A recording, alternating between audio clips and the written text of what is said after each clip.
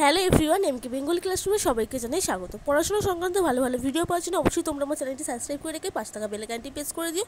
আজকের এই ভিডিওতে আমি ক্লাস 6-এর ইতিহাস বই পৃষ্ঠা 35 থেকে 42 এই পেজের মধ্যে যে সমস্ত গুরুত্বপূর্ণ প্রশ্ন রয়েছে সেই সমস্ত গুরুত্বপূর্ণ প্রশ্ন নিয়ে আজ আমি ভিডিওটা করেছি। আশা করছি ভিডিওটা তোমাদের কাছে অনেকটা হেল্প হবে। তো চলো বকবক না করে ভিডিওটা শুরু করা যাক। প্রথম প্রশ্ন কি আছে না, হরপ্পা সভ্যতার নগর পরিকল্পনা সম্পর্কে যা জানো লেখো। উত্তর, ভারতীয় উপমহাদেশে হরপ্পা সভ্যতাতেই প্রথম নগর গড়ে উঠেছিল। হরপ্পা সভ্যতার নগর পরিকল্পনা সম্পর্কে জানা যায়: 1. হরপ্পা নগরগুলিতে বসতি অঞ্চল দুটি স্পষ্ট ও আলাদা এলাকায় ভাগ করা হয়েছিল। শহর একটি উঁচু এলাকায় থাকত, প্রত্নতাত্ত্বিকরা তাদের বলতো সিটাডেল। 2. নগরের প্রধান বসতি এলাকাটা নিচু অঞ্চলে থাকত। এই অঞ্চলে ইমারতগুলির মধ্যে বেশিরভাগই বসতবাড়ি। 3.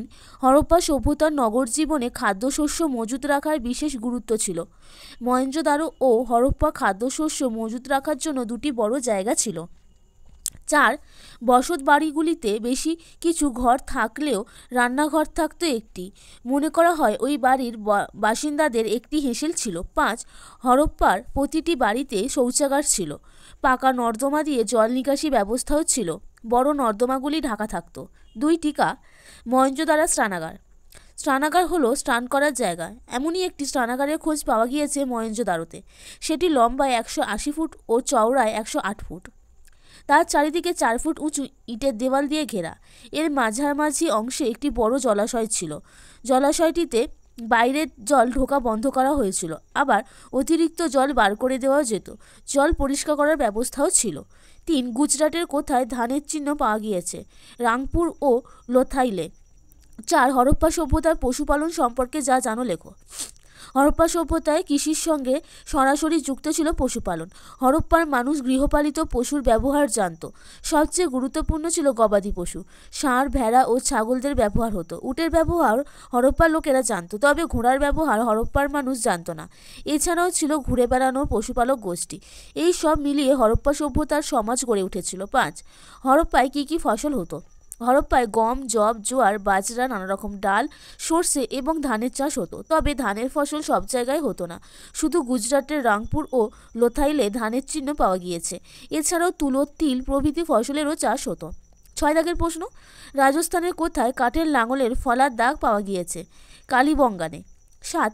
হরপ্পা সভ্যতার রাস্তাঘাট কেমন ছিল? উত্তর, হরপ্পা সভ্যতায় শহরের নিচু এলাকায় যাতায়াতের উপযোগী সড়ক ছিল। মহেঞ্জোদারো ও হরপ্পায় বেশ কয়েকটি চওড়া পাকা রাস্তাও দেখা গেছে। ওই রাস্তাগুলি সাধারণত উত্তর দক্ষিণ দিকে গিয়েছে। তুলনায় কম চওড়া রাস্তা ও সরু গলিগুলো ছিল। হরপ্পায় বেশ কিছু চওড়া পাকা রাস্তা দেখা গেছে। ওই রাস্তাগুলি সাধারণত উত্তর দক্ষিণ দিকে গিয়েছে। তুলনায় কম চওড়া রাস্তা ও সরু গলিগুলি ছিল পূর্ব পশ্চিমে। 8. হরপ্পা সভ্যতার মানুষেরা কোন কোন ধাতুর ব্যবহার জানত? তামা, কাঁসার ও ব্রোঞ্জ। লোহার ব্যবহার হরপ্পার মানুষ জানত, ঠিক না ভুল? ভুল। 10. হরপ্পা সভ্যতার কারিগরি শিল্প সম্পর্কে যা জানো লেখো। হরপ্পা সভ্যতার অর্থনীতির অন্যতম জরুরি দিক ছিল কারিগরি শিল্প, যা জানা যায়। 1. পাথর ও ধাতুর ব্যবহার। হরপ্পা সভ্যতা কারিগরি শিল্পের পাথর ও ধাতু দুটোই ব্যবহার করা হতো। ধাতুর মধ্যে তামা, কাঁসার ও ব্রোঞ্জের ব্যবহার হতো। লোহার ব্যবহার হরপ্পার মানুষ জানত না। 2. মাটির পাত্র। হরপ্পা সভ্যতার নানা রকম মাটির পাত্র ছিল। কারিগরি উন্নতির নজির। বেশিরভাগ পাত্র ছিল কারিগরের উন্নতির নজির। বেশিরভাগ পাত্র সাদামাটা রোজগার ব্যবহারের জন্য। 3. কাপড় বোনা। হরপ্পা সভ্যতায় কাপড় বোনার কারিগরও ছিল। মহেঞ্জোদারোতে পুরনো কাপড় বানানোর নজির পাওয়া গিয়েছে। কাপড়ে সুতোর কাজ করার শিল্পও হরপ্পা সভ্যতায় দেখা যায়। 4. ইট বানানো। ইট বানানোর শিল্প হরপ্পা সভ্যতার একটি গুরুত্বপূর্ণ কারিগরি দিক।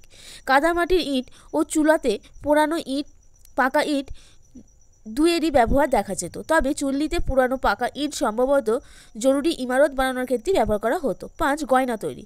হরপ্পা সভ্যতার কারিগরি শিল্পের অন্যতম নমুনা অনেক রকম মালার দানা, যে কাজে সোনা, তামা, শাঁখ, দামি কম দামি পাথর, হাতির দাঁত প্রভৃতি ব্যবহার হতো।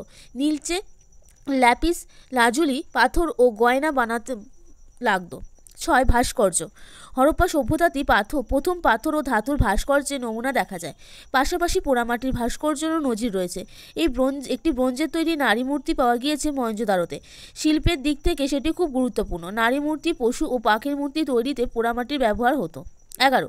হরপ্পার লাল কালো মাটির পাত্র কাকে বলে? হরপ্পা সভ্যতা নানা রকম মাটির পাত্র ছিল। কারিগরির উন্নতির নজির, কিন্তু পাত্রের গায়ে চকচকে লাল পালিশ দেওয়া হতো। সেগুলির গায়ে উজ্জ্বল কালো রঙের নকশাও আঁকা থাকতো। এই পাত্রগুলিকে প্রত্নতাত্ত্বিকরা লাল কালো মাটির পাত্র বলেন। টিকা। হরপ্পা সভ্যতার শিলমোহর। হরপ্পা সভ্যতায় প্রত্নতাত্ত্বিকরা অনেক শিলমোহর পেয়েছিলেন। শিলমোহরগুলিতে নানা লিপি ও প্রতীক চিহ্ন খোদাই করা হতো। বেশিরভাগ হরপ্পীয় শিলমোহর এক ধরনের নরম পাথর কেটে তৈরি। বেশিরভাগ শিলমোহরে একটি উল্টো নকশা খোদাই করা হতো। নকশাটি সাধারণত কোনো না কোনো জীবজন্তুর, তার সঙ্গে এক সারি লিপি খোদাই করা থাকতো। ভিজে কাদামাটিতে ওই শিলমোহরের ছাপ দিতে তা সোজা হয়ে পড়তো। শিংওয়ালা মানুষ, ষাঁড়, গাছ, জ্যামিতির নকশা খোদাই করা শিলমোহর পাওয়া গিয়েছে। শিলমোহরগুলি থেকে হরপ্পার অর্থনীতি ও ধর্মের বিশ্বাস বিষয়ে অনেক কিছু জানা যায়। 14 হরপ্পা কতগুলি শিলমোহর মেসোপটেমিয়ায় পাওয়া গেছে? 23টা। 15 হরপ্পা সভ্যতার সঙ্গে মেসোপটেমিয়ার বাণিজ্য সম্পর্ক কেমন ছিল? হরপ্পা সভ্যতার সঙ্গে মেসোপটেমিয়ার বাণিজ্যের সুসম্পর্ক ছিল। যেমন 1 হরপ্পা সভ্যতার 23টি শিলমোহর পাওয়া গিয়েছে মেসোপটেমিয়ায়। এ থেকে বোঝা যায় এই দুটি সভ্যতার মধ্যে বাণিজ্যিক লেনদেন ছিল। 2 মেসোপটেমিয়াতে সম্ভবত হরপ্পার বণিকরা পাকাপাকি বসতবাড়িও গড়ে তুলেছিল। মেসোপটেমিয়াতে একটি শিলমোহর খোদাই করা লিপিও পাওয়া গিয়েছে, যেটা পড়ে জানা যায় হরপ্পা সভ্যতার সঙ্গে জলের পথে মেসোপটেমিয়ার বাণিজ্যের যোগাযোগ ছিল। 16 হরপ্পা সভ্যতার বাণিজ্য সম্পর্কে যা জানো লেখো। হরপ্পা সভ্যতার বণিক ক্ষেত্রে যথেষ্ট উন্নতি নিদর্শন দেখিয়েছেন। যেমন বিভিন্ন প্রত্নতাত্ত্বিক উৎপাদন থেকে একথা স্পষ্ট হয় যে হরপ্পার সঙ্গে জলপথে মেসোপটেমিয়ার বাণিজ্যিক যোগাযোগ ছিল। 2 হরপ্পা সভ্যতার আমলে পারস্য উপসাগরীয় এলাকার সমুদ্র বাণিজ্য গুরুত্বপূর্ণ হয়ে উঠেছিল। 3 বাণিজ্যের প্রয়োজনে বিভিন্ন অঞ্চলের ভাষা কানাদোভাষীদের গুরুত্ব বেড়েছিল। 4 সম্ভবত বিদেশ থেকে হরপ্পা সভ্যতায় আমদানি করা হতো সোনা, রূপো, তামা, দামি পাথর, হাতির দাঁতের তৈরি চিরুনি, পাখির মূর্তি প্রভৃতি। 5 হরপ্পা থেকে রপ্তানি করা হতো বার্লি, ময়দা, তেল ও পশমজাত দ্রব্য। শুধুমাত্র জলপথে নয়, স্থলপথেও হরপ্পার বাণিজ্য চলত। ইরানে হরপ্পা সভ্যতার শিলমোহর পাওয়া গিয়েছে। আবার এখনকার তুর্কি মেনিস্তান হরপ্পা তৈরি শিল্পদ্রব্যের খোঁজ মিলেছে। 7 লোথন এর অর্থ কী? গুজরাটি ভাষায় লোথন ও থল থেকে লোথান এর মানে মৃত স্থান। 18 হরপ্পা সভ্যতায় জলপথে যাতায়াত সস্তা ছিল কেন? হরপ্পা সভ্যতায় পশুদের টানাগাড়ি চলতো খুব আস্তে, তার উপর পশুদের খাওয়াতে খরচ হতো, বরং নদীর স্রোত ও হাওয়ার সাহায্যে সহজেই নৌকা চালাতে পারত। কাজেই জলপথে যাওয়া অনেক সস্তা ছিল। পালতোলা নৌকার ব্যবহার হরপ্পা সভ্যতায় ছিল, ঠিক না ভুল? ঠিক। হরপ্পা সভ্যতার ধর্ম সম্পর্কে যা জানো লেখো। হরপ্পা সভ্যতার ধর্ম সম্পর্কে জানা যায় 1 প্রত্নতাত্ত্বিকরা হরপ্পায় বিভিন্ন কেন্দ্র থেকে অনেক পোড়ামাটির নারী মূর্তি পেয়েছে। তা থেকে মনে করা হয় এই মূর্তিগুলো পুজো হতো। 2 হরপ্পা সভ্যতায় মাতৃ পুজোর চল ছিল বলে মনে করা হয়। 3 হরপ্পার মানুষ নানা রকম জীবজন্তু গাছপালার পুজো করত। 4 এক শিংওয়ালা কাল্পনিক পশুর মূর্তি পুজো খুব বেশি হতো। 5 হরপ্পার ষাঁড় এর ছাপ থেকে মনে হয় যে ষাঁড় পুজো হতো। 6 হরপ্পা সভ্যতায় অশ্বত্থ গাছকে দেবতা হিসেবে পুজো করা হতো বলে মনে করা হয়। 7 ধর্মীয় কাজে জলের ব্যবহার হতো।